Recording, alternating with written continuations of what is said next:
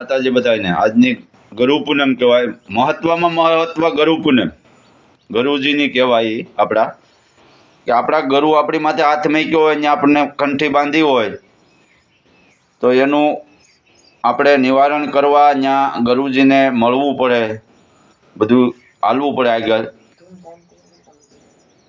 કે આ તો માણામાં હોય એ જ કરી શકે. આપણે કંઈ માલ ઢોર તો નથી, આપણી કરતાં માલે સમજવું હોય. એટલું યાદ રાખજો ભાઈઓ કે આ તમને સારું લાગે તો કહીજો.